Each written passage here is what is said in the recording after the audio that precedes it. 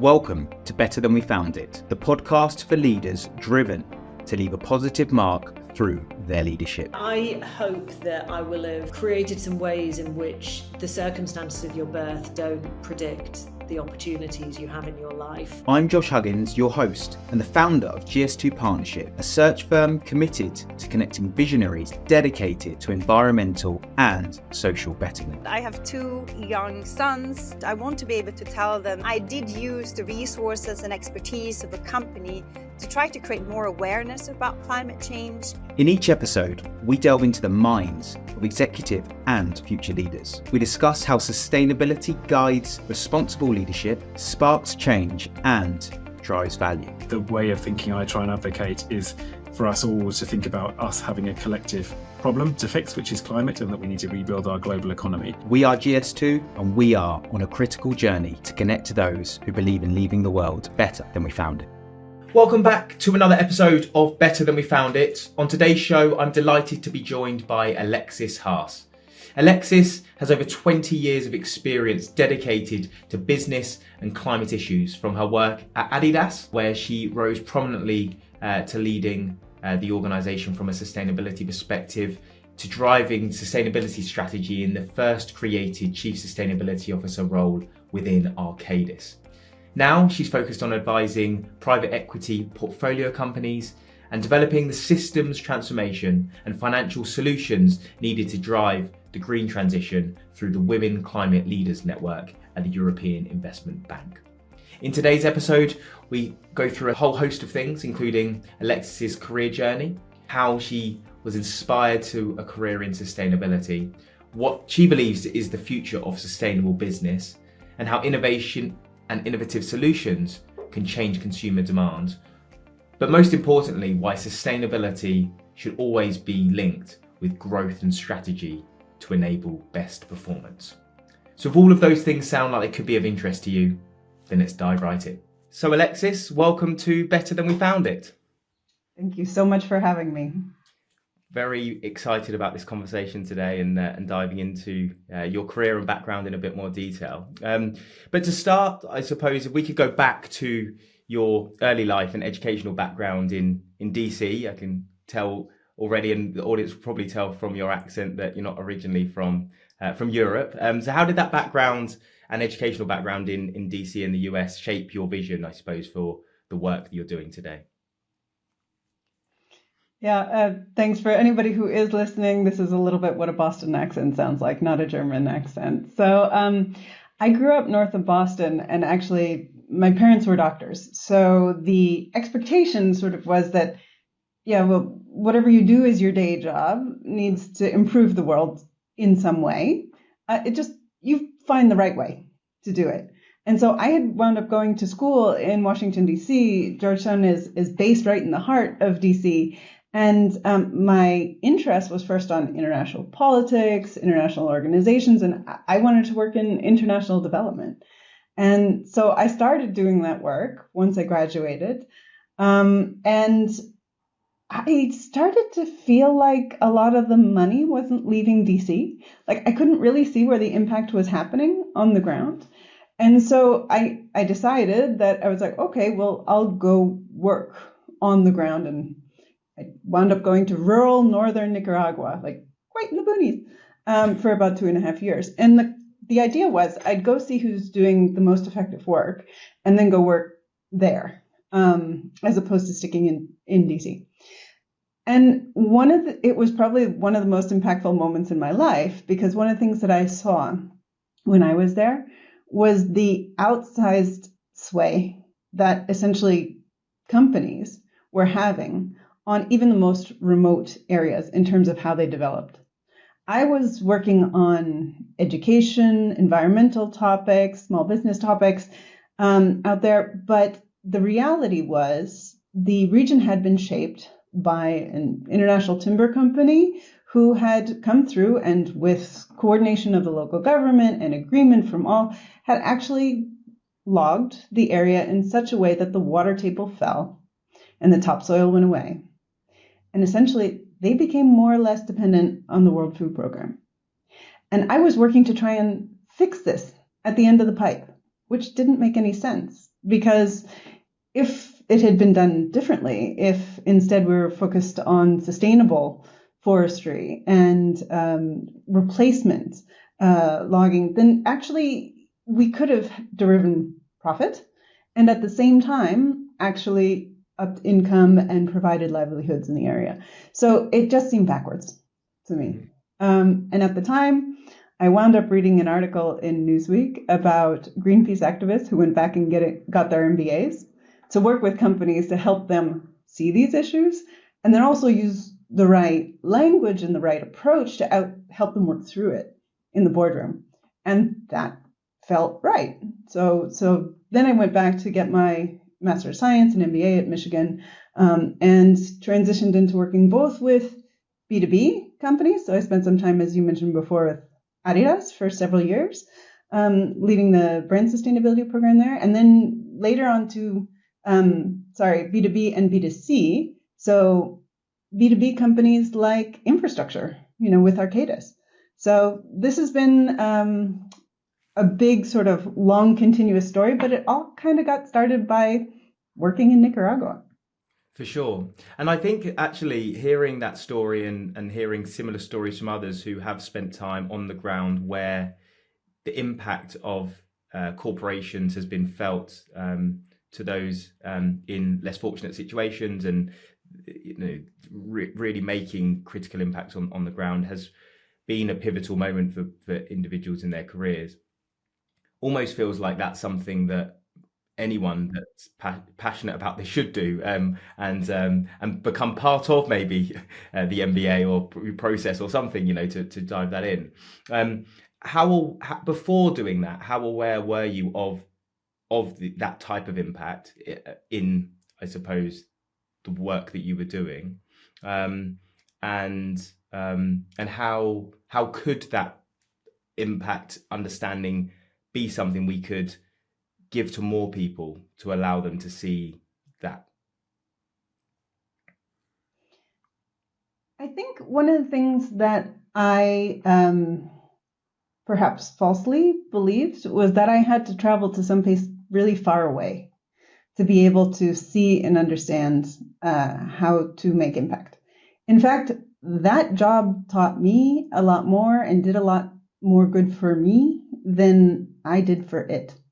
There was this concept that I had to bring this knowledge or I had to, somehow help the world, which is quite ridiculous. Actually, the people on the ground knew much better than I did where the issues were.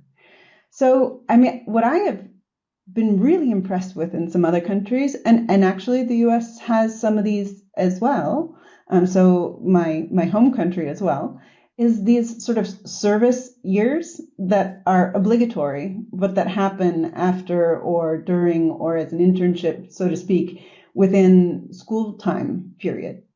The Peace Corps, in Germany, there was national service, and you would do it to go either into a climate corps, into an international development corps, you could pick whichever way you would go, but it gets you really out of the place you have growing up. We had traveled a lot growing up, but I hadn't lived, there.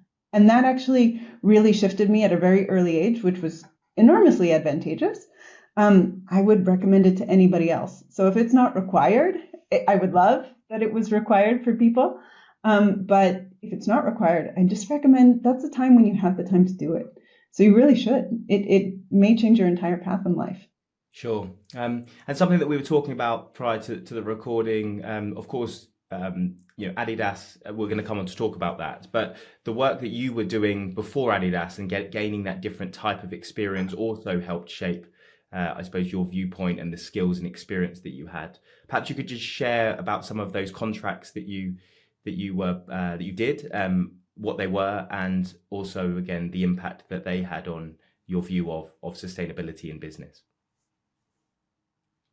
So in Washington, D.C., I was working with a consultancy that worked on USAID indefinite quantity contracts. Those are, the USAID is the National Development Agency in the U.S. And these are large contracts that work over multiple years trying to look into how do you essentially foster different parts of economic development in countries.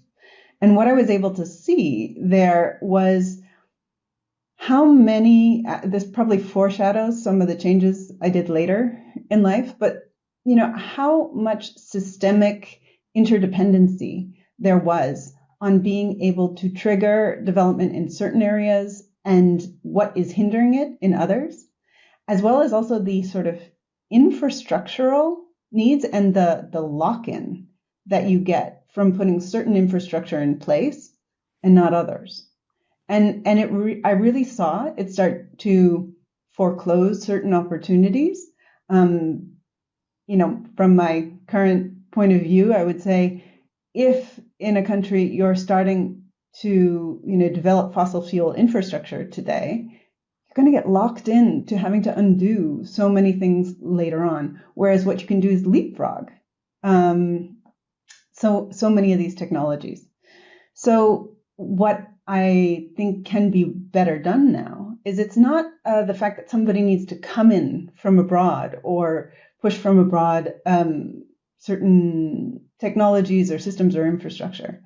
What they need to do is to open up access to capital to actually have that developed in country. You actually have to open up exchange and support for entrepreneurialism in those areas. What some people don't know, and maybe I close with this because otherwise it's only the finance nerds who would probably really like this, is people don't realize that across the world today, renewable energy and many of these new technologies, but renewable energy particularly, is the cheapest energy that you can have anywhere in the world. So you would wonder, why is this not being built in the infrastructure in these places? Well, the answer is because actually their cost of capital is so much higher in these countries, in developing countries, that actually it doesn't make the same amount of sense for an average company, perhaps who's based in the US or based in one of the more developed countries, to go in and invest in those areas because the cost of capital they'd have to pay is so much higher. So really what we need to be doing is directing our efforts not at telling people what to do, but actually at enabling it through systemic change, support in the cost of capital, in enabling that sort of technology transfer. And at least, thank goodness, this is a big topic of conversation right now in the world of climate. So I'm glad to hear that this is something people pay a lot of attention to. Sure. Tell me about your move into Adidas. How did that come about? And then we can talk a bit about your role there and what you developed. But I'm keen to firstly understand, how did just the opportunity to join such a globally known brand exist? Well, most people, maybe this is dating me, it's most people don't remember or notice that there was a time period back in the early 2000s when, first of all, sustainability wasn't cool. It was still felt to be quite crunchy, quite moral and responsible, but it wasn't desirable and innovative, and it wasn't necessarily cheap. There wasn't this flood of electric cars. There certainly wasn't the flood of electric sports cars. There was not the kind of ubiquitous sustainable products that are out there, and renewable energy was still quite expensive at the time. So when I was coming out of my MBA, there really felt like there was this gap where, consumers are voters with dollars. And so if they actually had the demand pull because the sustainable product was just better, not more moral, more important, but just better. It was more innovative. It was cheaper. It performed better. Then actually we just kickstart the demand pull that would pull it all the way through the system. So I was very interested in this at the end of my MBA, and it just so happened I had traveled and lived abroad quite a bit, and I got an opportunity to work with Adidas they were preparing for the London Games, Olympic Games. That was going to be the first sustainable games. And so the push around creating sustainable product and sustainable innovation was big. And I thought, this would be great fun to work on for a year or two, to help Adidas on this front. They had a great compliance program and had been doing a lot in the space of labor and some environmental compliance. But really, when it came to sustainable product design, sustainable innovation, supply chains, that sort of thing, a lot of the materials, the go-to-market strategies, all that wasn't there yet. And so that was the stuff that I started working on when I came in. And, it started with the Olympic Games, but then it was like, well, don't we need this for all our innovations? What's our innovation pipeline? Don't we need this for all of our products? And my role just kind of changed and grew over time. And I wound up moving to Germany on what I thought was temporary and then became quite a permanent basis. So I am still in Germany today. And as you rightly say, sustainability then was very different to sustainability now, not just in terms of the how it's deployed, but also just the general understanding and awareness of it. Could you talk about some of the initial challenges you faced in how you integrated sustainability into such a large and established brand already, who, as you say, were doing some good things, but I'm sure there were huge gaps that were there. So what were some of the challenges that you faced? First and foremost, and this is not a problem that's actually fully gone away, is a severe lack of data, of good data and systems. So it was hard to actually be able to understand, well, one, what is a sustainable product? Like, how do I measure it? So first you have to characterize what that is, work with life cycle analysis, try and figure out what it would mean to make a sustainable product. But just because you figured that out doesn't mean you can actually tell whether or not your product is or isn't. The systems, what you have set up, were set up for different purposes. I'll give you a very basic example. A lot of football shoes are, for the Americans who are listening, soccer, are made out of synthetic leather.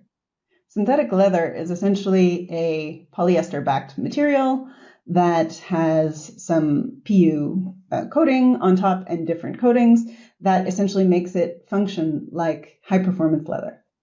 And so you want to know what's the material, what's the coating, what's the chemicals on top, all of it. When you're trying to figure out which material do I choose and which supplier do I choose. But in the system, in your product management system, your PLM system, all you see is synthetic leather, number below. And that's it. So you can't tell the difference between any of them. And you can't make choices in that way easily because you can't pull the data through the system. You also need to be able to build systems around it to be able to figure out how, from the design phase through the development phase, through the production phase, through afterwards sales, like actually how you're assessing how sustainable this product is while it's going through changes. And that data that I told you before about like synthetic leather? Well, that's when you actually picked a material. What about when you're designing something at the beginning and still changing stuff? How do you use the proxy data to try and figure out, well, if I change it here, I could make a massive difference in impact? And these systems are still much more data poor than people assume.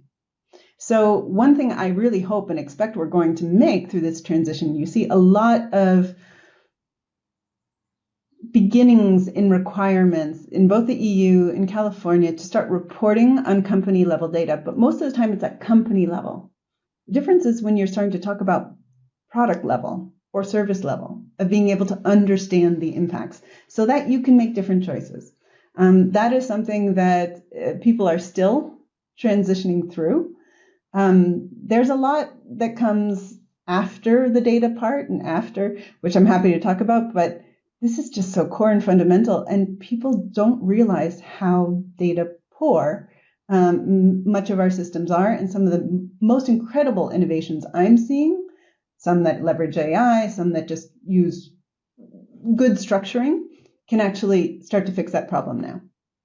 For sure. You mentioned something that I think is really important and a theme that I'm sure we'll talk about throughout, but is around consumer demand and how leveraging that can help influence company decisions to, I suppose, change business practices, look at the products that they actually offer and how they do that. How did you see that change? If we take 2012 as sort of like a baseline, moving forward, how did you see it? How did you see it change? Were there particular areas that you saw it more, there being more demand from, whether that was regionally or product size? Tell us a bit about what you were seeing. So I came to Germany in 2007, and that just, at that point in time, you had some of these niche or boutique, or even if you had them in, there was the first couple of big brands that would have specific lines of products, very, very limited edition products that were sustainable. They often looked quite distinctive. They looked quite different. They may or may not have, often there was a lot of replacement of one-to-one material replacement. So you would just sort of substitute one thing out and put something else in. And so, what you usually wound up with was quite a bit of a compromise in terms of performance on these products. And so consumer sentiment was either there was a strong core of people who were quite aware and who wanted that, but they were so niche that it wasn't in the interests of some of the biggest, most mainstream companies to go after them, And then I think what was happening around that time, there was this wonderful sort of rise and swell of technology innovation in 2012, 2014. Sometimes people talk about this as like clean tech 1.0, where there was a lot of changes starting to happen, particularly in renewable energy, but also in material science. Mm-hmm. And then you would start to see more companies experimenting with this, and at the same time, the demand coming through really strongly. It was a little later thereon, but then movements like Fridays for the Future, with stories that were becoming headlines in the media, the sort of pop culture awareness of this topic, which had been around, climate change had been in the ecosystem and in the media since the 80s or before, but until it actually became sort of a pop culture topic, it took until about then. And then what you would see is influencers, the slow rise in influencers and all that, and people starting to, who were influencers already in the space. With Adidas, it's like sneakerheads, who are really excited about the product. Or, sometimes there were sports stars who were so interested in the topic. Oh, really? And they would use their platform. Yeah. You wouldn't believe the amount of Olympic athletes or, national level rugby players or, who came through and would talk about the foundations that they had, that they dedicated 100% of their free time to actually engaging people around topics that would fall under the banner of sustainability. And that created this slow sort of drumbeat of this permeation of awareness. And then as a lot of the materials and a lot of the capabilities got better, you would see the products just start to look different and become more interesting. I mean, the easiest example I could give is electric cars existed way before Tesla. And as much as you have some issues with Elon on many things, one great gift that he did for the world was turn an electric car into a high-performance red sports car. Mm. And all of a sudden, it was like that happened for all the products. They started becoming the high-performance, desirable, innovative thing that you wanted. And that created a big consumer shift, which, thank goodness, has sort of locked itself in now. And we're at a totally different space today. For sure. But the interesting part of that, I suppose, is that's the visionary viewpoint to change consumer demand rather than the consumers demanding the product that they don't know that they need. And I always find that an interesting conversation, because a lot of the individuals I talk to that are doing very innovative things that are sort of beyond the realm of consumer demand right now have to have that viewpoint for the future. If they're doing it with sustainability in mind, it can create such a positive shift. But of course, there's negative ways that could be impacted, like you mentioned earlier, around having to then rewind what you've done, because ultimately the business assets will be stranded if they don't become sustainable. So having those visionaries that are consumers, doing... I want to be quite clear. Consumers were asking, you would do consumer surveys, they would ask for this before. They can't tell you what the product looks like. They can't tell you, they just tell you they want it to be that way. But then people get frustrated when you deliver them a product and they say, oh, you're not buying it, because it's sustainable.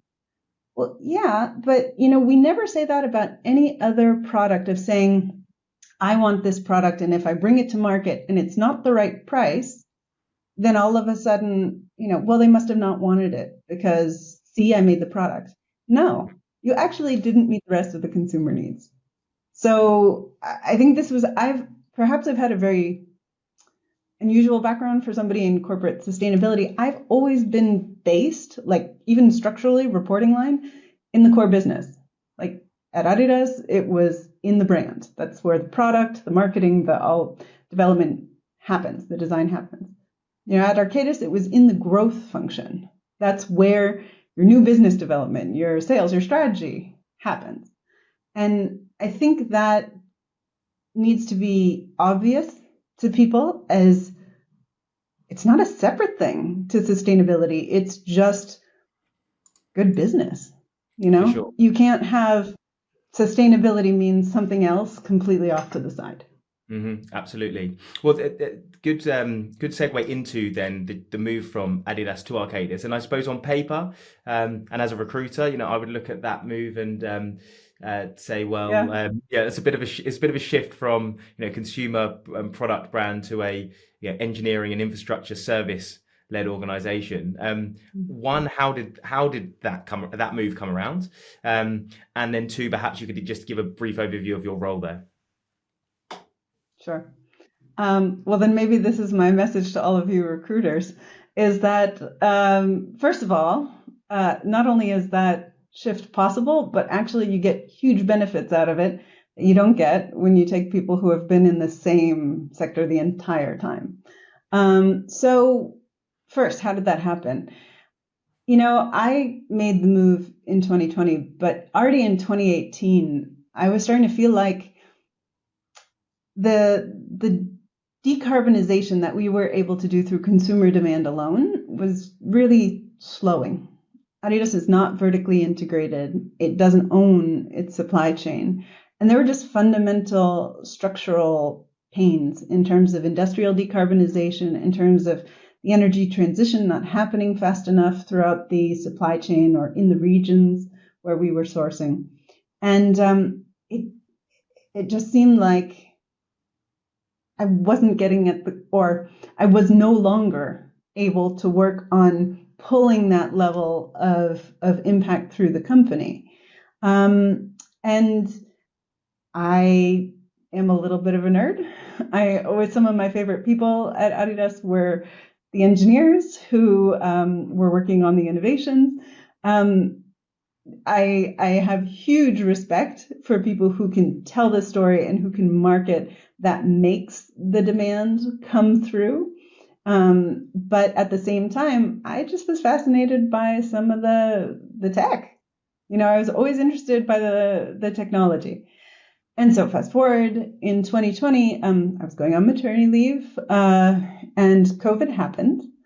So I was on maternity leave with this tiny little baby locked inside. And the thing that was happening in sort of the ether was that because the economy had all sort of been shut down through COVID, people were starting to talk about, okay, how do we juice it back up from the government side? And in the EU, people were talking about the Green Deal, the EU Green Deal. In the US, people are talking about Build Back Better. We can actually start to inject funds in to build the infrastructure that we actually already need.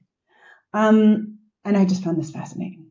And so I was very interested in learning all about it. I was talking to a whole bunch of people through the computer, like now.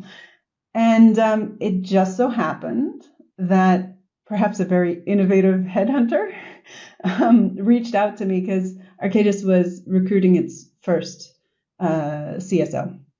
And they wanted somebody who could both work on the own operations and own business transformation, but that more as a minority. And the majority was how do they help the business understand what sustainable services and solutions they need to be bringing to market, how they help their clients see where their decarbonization paths could be, and how do they accelerate it faster than it would have gone otherwise.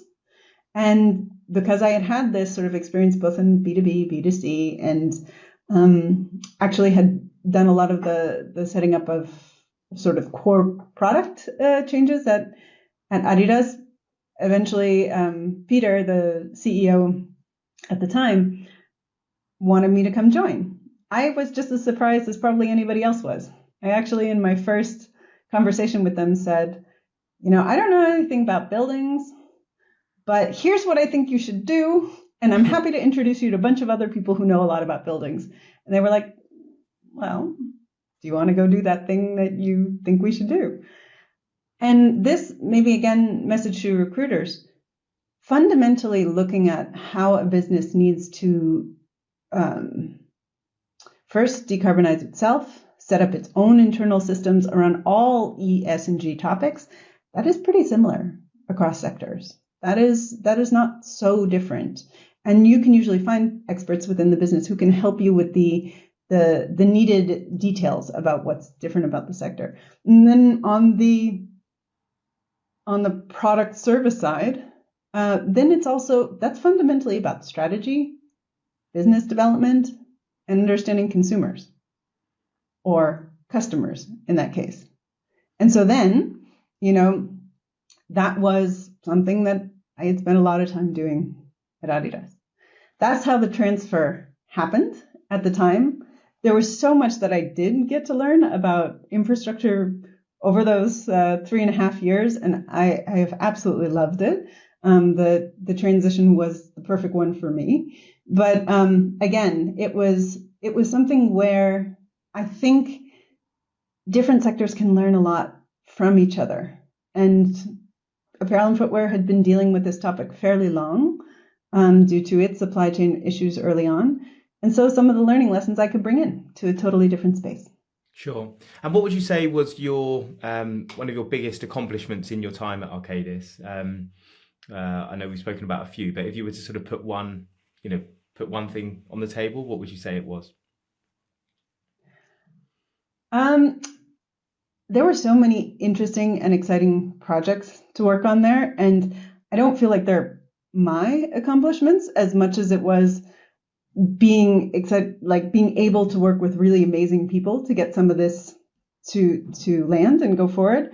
But one of the ones that I loved the most and I felt was really important, we had a key client program, most companies do, where you know who your biggest clients are and most longest tenured. And so you have a great deal of data and tools and care that you give to that set of clients. For the key client program, we actually created a sustainability criteria and tracking program and regular information gathering exercise that actually helped us understand exactly where clients were on their sustainability journey, what sort of beginning levels they were at, and sort of classify them into groups so that they could learn from their peers. We would start pairing clients up with one another so that they could also understand what was probably immediately next for them to do, and then actually help do strategic planning with them, especially from an engineering perspective. That matters a lot, in saying how quickly can we get to this next thing? What would be the barrier in having us stop? And so you could just clear those out sooner. And having that go in year after year and seeing actually how the account managers were starting to learn about that information, take that information, figure out how to talk to clients about it. That was by far one of the things that made me the most happy, the most, and I guess you could say the most proud that we had that in place. I really hope that is something that people do systematically in any key client program. Sure. Of course, there are a lot of synergies in a functional role, as you mentioned, that cross-sector can be applied. But what would you say were some of the biggest differences in stepping from an organisation like Adidas into Arcadis that perhaps you didn't expect, or that was different to what you were anticipating? There are several. One that really stood out to me a lot at the beginning is, I was in apparel and footwear, sports. That's also clustered under the large header of fast-moving consumer goods. Keyword is fast. Infrastructure is not known as fast, to say the least. So oftentimes we'd be working on a project that, these buildings, these structures, they'd be in place for 30 plus years, have incredible lifetimes, and the level of care and safety and planning you needed to do to move this forward is enormous, and it's there for a good reason. But it just means that therefore the dynamics in some of that, and even the culture in some of the sectors with both our clients, even within the company, are just different than what you have at FMCG. That was something I had to adjust to. I would usually want to do 20 things, quickly, and the need to sort of come back to the narrow set work, slowly moving that through. And yet at the same time, perhaps a little bit of that good cultural tension was that, I was always saying, well, can't we go faster? I think there's also something that I had a lot of conversations with some of the younger people at Arcadis. And what we would talk about is the fact that even though this industry moves a bit slower, what an opportunity. They had to be like a hero in their day job. Because literally, if you have a product or a service that you're delivering that enables a product that's going to last 30 years, think about that. We're in the 2020s. We're talking about net zero by 2050. So you're building the thing that needs to operate as if it's in net zero world, but you're building it today. And you have to build it with some of the constraints that exist today, or some of the newness, riskiness that exists today, in an industry that also has a great deal of trepidation about risk. So these people really can be heroes in their day job by actually experimenting more, doing the extra effort of trying the non-traditional way, participating in networks to actually pull this along faster, because they're building 2050 right now. Sure. So that was something that maybe it was a cultural transition, but it was something that probably was a good one. Absolutely. But I think also what shines through in you recognizing that and being able to, you mentioned the different types of individuals you engage with at Adidas to Arcadis, but that storytelling piece internally for a CSO role is so important to gain that buy-in and commitment. And of course, the natural kind of boxing of people into different categories is that the younger generation really care about this stuff, and therefore it's easier to sell that to them. Plenty of older do too.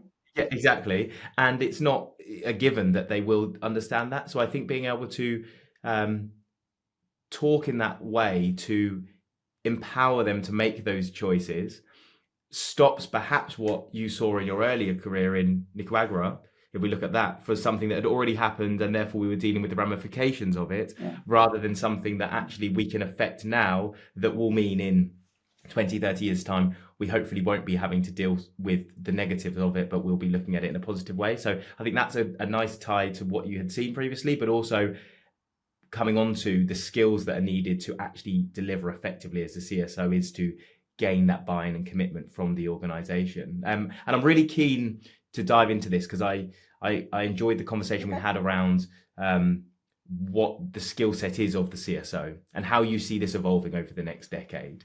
Could you tell me a bit about your viewpoint of the role? I know you've already mentioned a bit about the structure of where it should sit, but what are the skills or behaviors, mindsets that you think will be essential to fulfill this position successfully? Specifically talking at the C levels, Chief Sustainability Officer level, I think the most important set of skills is around strategy, being able to craft a strategy, being able to tell a vision, to sell a vision on what it is, and business development. Because ultimately, this might have been different maybe 20, 30 years ago when there were still a couple of alternative futures about how the way the world would go.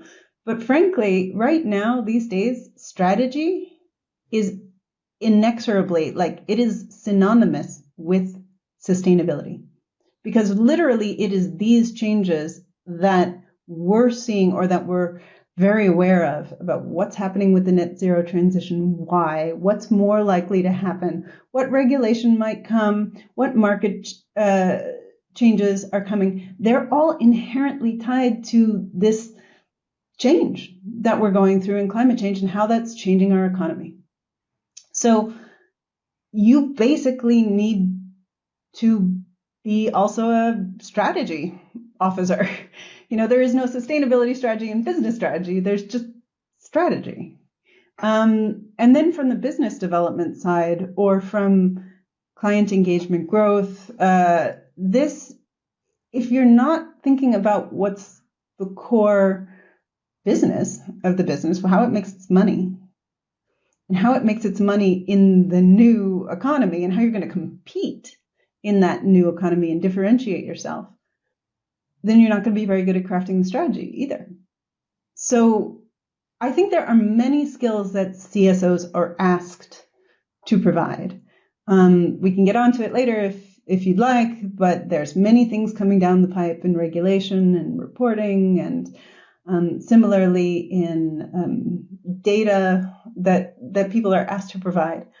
And if you are fortunate enough to either have the resources or have the team to be able to build out that additional expertise or place it in other parts of the business, that is needed.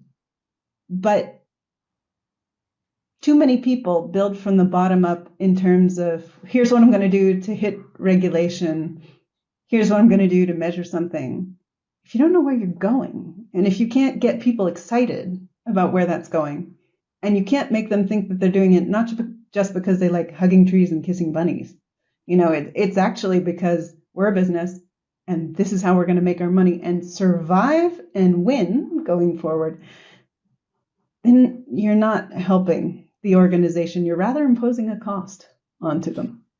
For sure, and I, you know, in our position of recruiting CSOs for a wide range of organisations in a wide range of territories, we've seen this. If we look at 21, 22, there were so many roles that were created for chief sustainability officers. But I think actually what happened was a lot of organisations didn't know what they wanted from that role. It was the hot topic. It was a role to recruit. Yeah. But actually, what do we need from this? And too many of them became a compliance function. And too many of them recruited individuals that were extremely technically competent. And there's a need to have technical competence. Absolutely, I'm not disagreeing with that. Yeah. But I think too technically focused rather than business focused, which is why I think in 23 and even in this year of 24, we've seen a lot of those roles not work out and individuals perhaps not succeed and organizations maybe change their viewpoint of what sustainability means to them. Because as you say, it's not a separate thing for a business to do, and it certainly shouldn't be a compliance tick box. It needs to be integral to the growth of the business. And I was having a conversation with somebody not that long ago about the chief strategy officer role, and actually we don't see that role so often anymore. But the sustainability role, as you rightly say, is essentially that is the role. So how they combine, I think, is maybe really this is a CSSO CSSO, going yes. forward, I guess. Or this is synonymous. Strategy on its own is not anything. If it's not tied in with growth, like literally how you're going to grow, get revenue, figure out where your business development is, client relationships are, it's a little, nonsensical. So I would rather see these bundled together, make it a CSSO or a CGO or a CGSO. I don't know. We can give a lot of acronyms, but I think those need to be tied up together. And there are other functions that need to happen, but they've happened in the business before. We've had accounting in businesses for ages. And as we will need to do more on climate impacts, we will have climate impact accounting. What your sustainability team and your CSO is responsible to help you is figure out what type of climate accounting should be done, or how, what regulation is coming. But actually, accountants are really good at being accountants. So they should be in finance, And I think we shouldn't mix up just because something touches sustainability, it's in the sustainability team or in the CSO's remit, particularly not forever. Maybe it is incubating it for a year or two, but not forever. And I think we're seeing some swings, a lot of focus, especially with CSRD in the EO and then the regulations, now coming through California, fifth biggest economy in the world. This is actually pulling a lot of folks towards reporting needs. That is good. We do need more data. What I'm hoping is that we're going to see a swing back once people figure that out and it goes back to its sort of correct place. Because unfortunately now there's a little bit of, well, what do I just need to do to satisfy a regulator? As opposed to thinking, how do I look at this as an opportunity to build myself a system that pulls out the data I need to track if my strategy that's inherently tied to sustainability is being successful. And then I can use that same system to report to my regulator and give myself KPIs on how well I'm winning at this new economy. For sure. So perhaps if we could talk to the individual who is in an organization, perhaps there isn't a CSO role, but they're a sustainability director. They're looking about how can I move to the executive, but perhaps their function has become more regulatory and reporting focused than maybe they would like, or that they can deliver impact for. What would you give as a few pieces of advice to them to enable them to perhaps break through that metaphoric glass ceiling and become an option to be part of the executive? How could they add the value that could get them there? Well, I have known several people who have turned into the chief sustainability officer in their company when they worked there before. And I think I would say two things that happen there. First, this sounds cliche, but you do the job before you get the job, and it's also most of my jobs, in fact, every job I've ever had didn't exist before I got there. And it was just literally my telling people something that they needed and then going ahead and doing it before actually I got the title, and unfortunately also before I got the expanded salary, and to do this. And so it's both doing it so that you show what that brings in terms of value or a gap. Second is the types of relationships that you have at the executive level, which you can start building through mentorship relationships. You can start building through connecting to one of the core strategic initiatives and actually getting maybe too early access to some of the C-suite before your level sort of puts you there. That is the best way, I think, usually to make it happen. And that being said, I'd say one thing, I don't know, maybe I'm not supposed to say this, is that if you're going to be a chief sustainability officer, if you wanted to make a lot of money and if you wanted to actually be a C something, you might have gone into finance. Like, why would you have gone into sustainability? And the reason usually people go into sustainability is because they can't imagine doing anything else because they're so driven to do this, that really what they're focusing on above all other things is how do you get the impact and the influence to do it. And the influence comes even before you have the title. So build those relationships, build those networks, do the work before it's already done. Build also the networks, help build from the ground up a groundswell of demand within the company that wants this. And that's a lot of long slog before maybe it'll pay off immediately. But for me, it was completely worth it. I got to do something very few were doing. It didn't exist much before in really cool places and have a career path that most people said can't and shouldn't and wouldn't exist. So yeah, I don't take that advice anymore from people who says, first you follow this step and then you follow that step. But yeah, it wasn't true for me. For sure, and I think this is so true of the CSO because it's in most places it's a role that hasn't existed before. It needs a trailblazer to really push and break those doors down to showcase to the business why it's needed and the value it can add.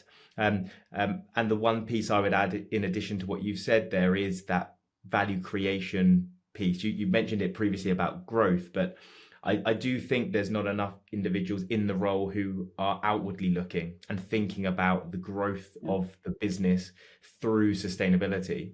And that's a crucial part. If even your organization perhaps doesn't have the purpose or view of impact from the executive team that you would want them to, they will certainly have the view of growth and of improving revenue. So if you can tie into that, you're more likely to get that seat at the table, and I think that's an important part. Let me say one quick thing just to add to that very briefly, which is we need in an ecosystem to get this fundamental business change going. We need so many different kinds of people, and really what you just need to do is to match your personality fit and your desired way of working and your skills to the job that's needed. And we need people to lead NGOs. We need people to lead in government. We need them to lead in technical roles. We need them to lead in finance. And we need CSOs. So there's not one place that you're going to do that. But I would say if you do want to do a CSO role, and this is my personal opinion, that specific role, then, there are other places in the world, be it in nonprofits or be it in government or be it in other places where there are things that beyond a capitalist business first, profit first motive are driving the reasons you want to change.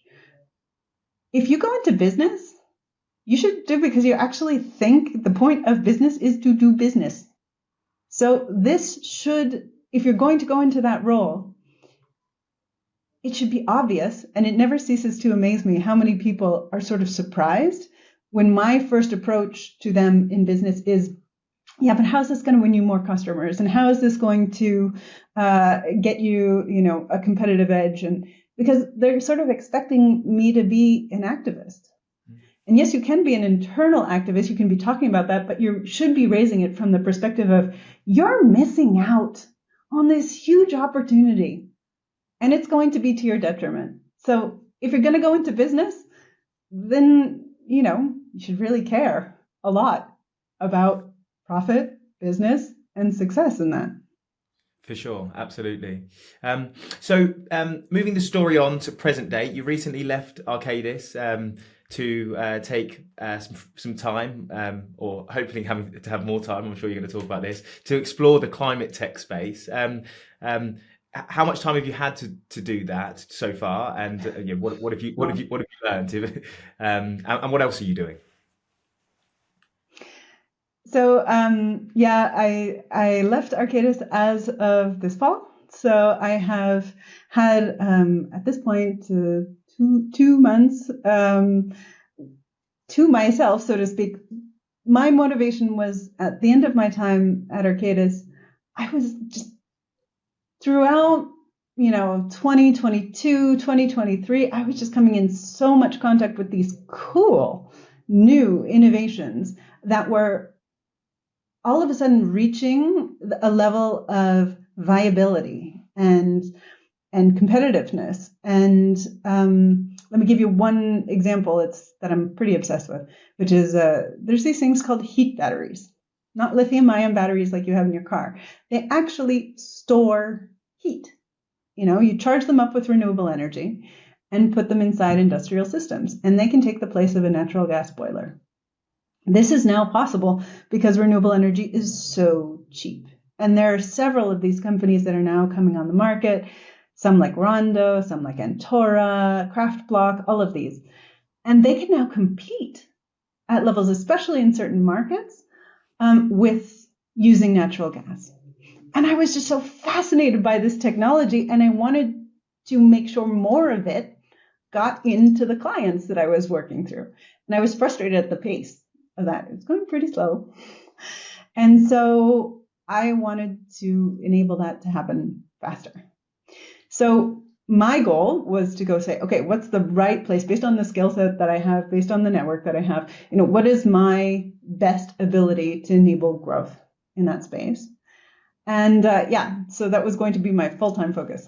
And then only about a month or two, a month actually, after I left Arcadis. So Peter, who was the CEO who I had joined Arcadis with, and an amazing leader, had wound up retiring. And he was now advising some private equity companies and said, hey, now that you're free, we are starting to invest in some different companies around what we think is their potential, where they're going to grow from a sustainability thesis. And would you mind helping? Would you mind helping us figure out what's the right companies and actually how these companies should integrate sustainability into their business? And I was like, but, I went to go spend more time on this. He's like, well, you could do it part-time.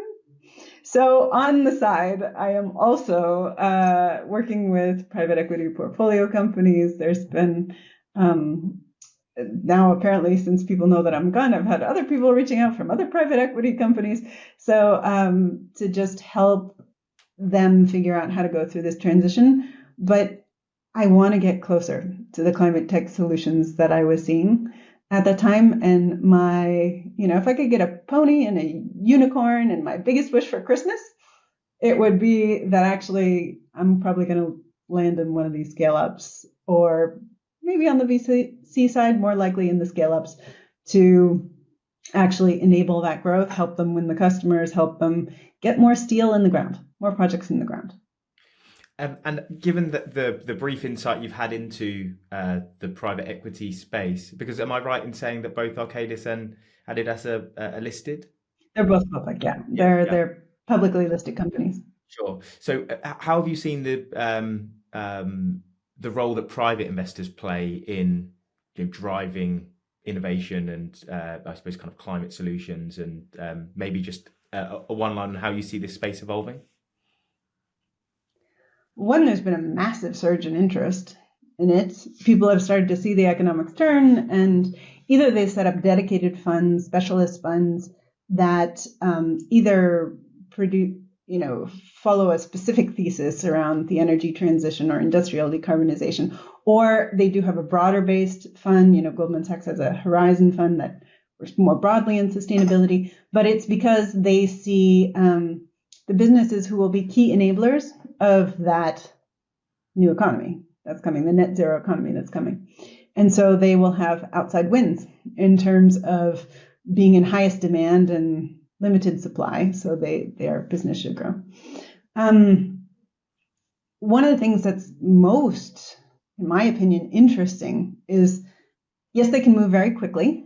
They can also provide a level of speed that can sometimes be more constrained when you have to work with investors quarter on quarter. If you get to agree with a single investor on what your goals are over a specific set of time and you're hitting those KPIs, it's easier to manage one big investor than many. But also, more importantly, on the private equity side, some of the key gaps you're seeing in scaling climate tech at the moment is there's a lot of money in early climate tech. And then you get, as you're starting to scale to what's called this valley of death, where actually you're not quite ready for full growth finance, that already existed.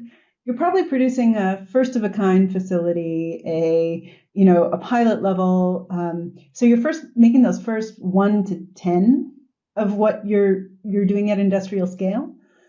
And there's a real lack in money, both coming from governments, from the private sector overall, to finance what's called, they have a funny acronym for it, first of a kind, FOAC, or fuck, So they're basically screwed in this space. And now some people have started to also see that as an opportunity to build up blended finance between sometimes these players, sometimes some government, sometimes even people are exploring how to bring in philanthropy as well into this very specific niche.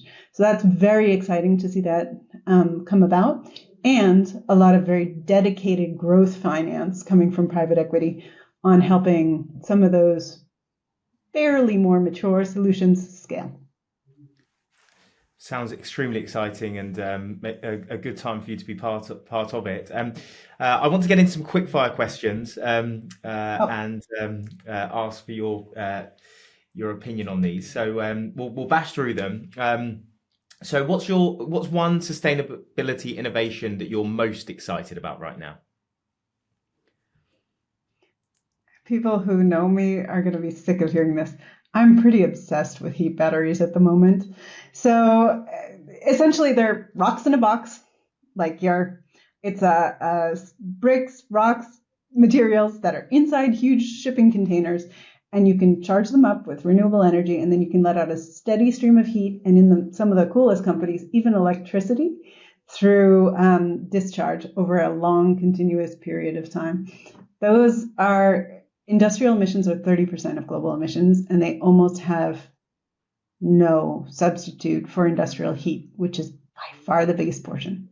So that, in terms of opportunity, is amazing. There's a million more, which I'm also excited about. It's super cool. Just name drop a couple of those companies that you mentioned before. Sure. A lot of these fall under the sort of long duration energy storage space. That's the umbrella that goes on. And sometimes that's for grid level. Sometimes that's for industrial heat. So there's companies like Antora, which is doing both the heat and the electricity. Rondo, which is a heat battery, is now both in the US and in Europe. There's a company in Germany called Kraftblock. There are several in the industrial heat space. There's several more in terms of innovative new industrial heat pump technologies that are coming out. I'm more than happy to give people the list of all the websites and the podcasts and stuff that I'm listening to, because I'm sure they'd love it too. Yeah, I just certainly would. So I'll hold you to that for sure. What's a simple sustainability practice that you think everyone should adopt? You can tell I'm American by my accent, but I'd say this even if I wasn't American, which is vote. Quite honestly, right now, it's the simplest thing you can do is to literally get registered, go vote, and vote based on this topic. Make this your driving choice in terms of who you pick.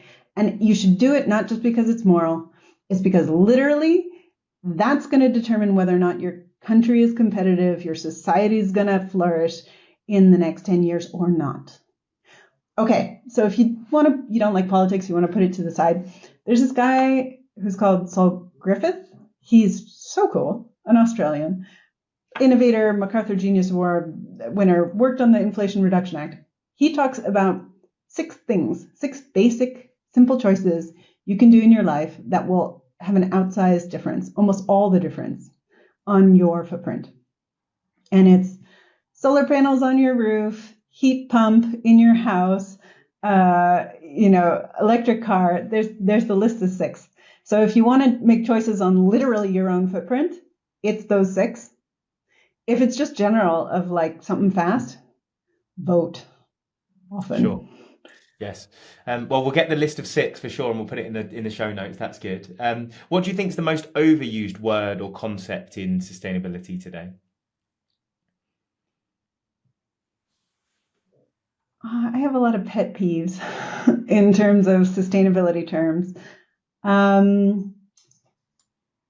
People often talk about triple bottom line as if it's a compromise, like I'm going to pull back from the economics so that I can do the social and the environmental topics.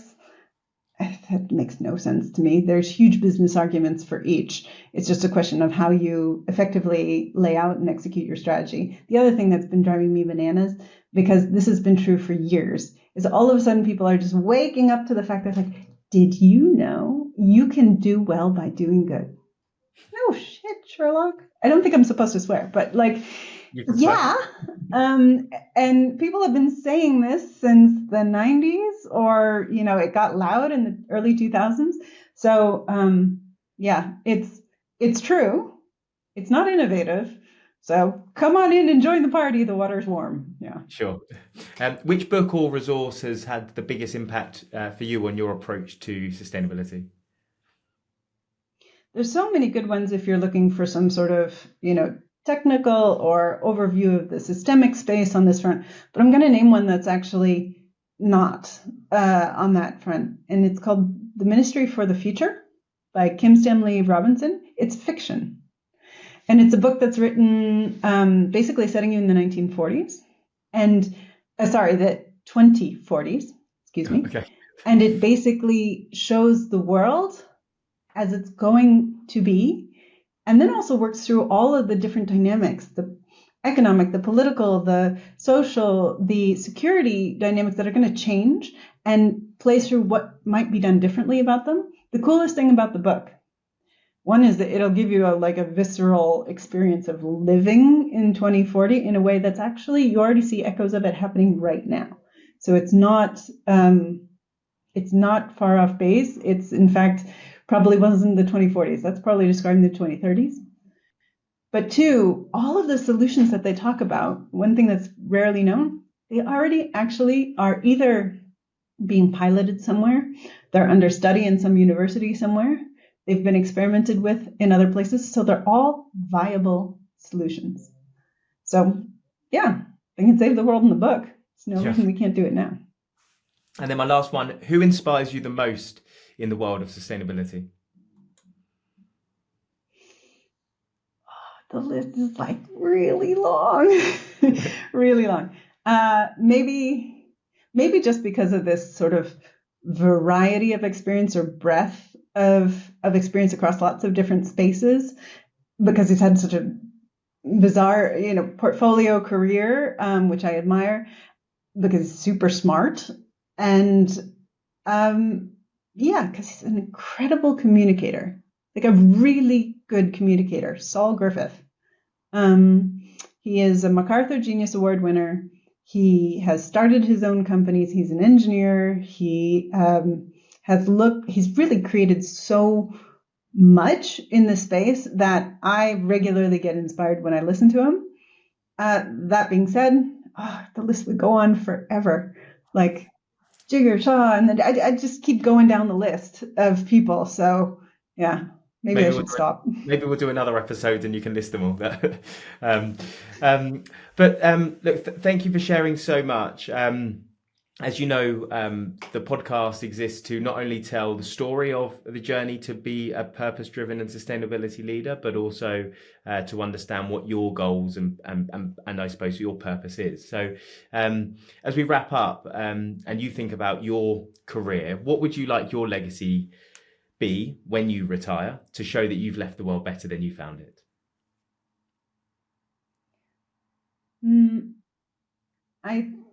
think I will be, I'm not going to have the level of impact that like a Jigar Shah, who's the head of the loan programs office at the Department of Energy, is going to have.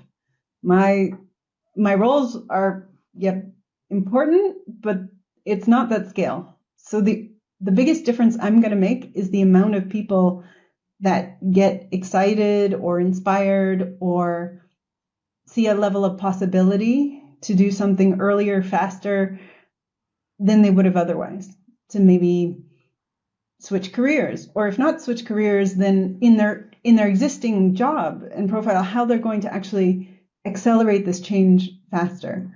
And the kindest thing that people have done to me over the years is they come up to me years later and they're like, so, what you said at that thing, I don't even remember the talk or the meeting or the whatever it was. I remember them. But then they said, that got me started on doing this. So if I can total those numbers up, get the notches on the belt to like thousands, that would be fantastic.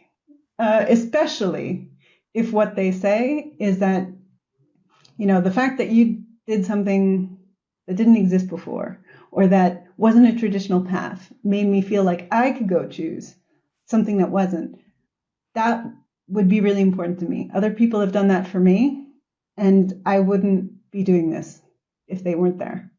So I hope I can do it too. Excellent. So if someone's listened today and has been inspired by what you've said, or would like to find out more, or perhaps even talk to you about the type of work you're doing and how you might be able to help them, would you be happy to connect and engage with them? Anytime. I actually do talk to a lot of complete strangers who reach out to me on LinkedIn or otherwise. So anytime. Sure. And is LinkedIn the best place for them to connect with you, or is there anywhere else that you would advise them? Probably the most straightforward. Yeah, probably the easiest. Absolutely. Well, we'll leave a link to your profile in the show notes. But look, thank you so much. It's been an extremely insightful hour and 10 we're getting to now. So I didn't want to stop. Should have been more brief. No, it was a lot of value to be had there. I think for me, in summary, the viewpoint around the absolute synergy between sustainability, growth, strategy was one of the biggest takeaways that I think most individuals I talk to could learn from, but a whole heap more that I'm sure people will dive into. So thank you so much for your time today. I look forward to hearing how your journey continues, and hopefully when you're in that climate tech scale up and being able to move them out of the region with investment, maybe we can get you back on and see how you're doing then. So it'd be great to follow up. Very happy to. It was a lovely conversation. Thank you so much. Very good interview. Thank you. Thank you for joining us on this episode of Better Than We Found It. I hope you have found value from this to support your own purpose-led journey. This episode was brought to you by GS2 Partnership, my organisation focused on providing talent solutions for sustainably focused organisations. We are driven by our purpose of connecting the people who believe in leaving the world better than we found it.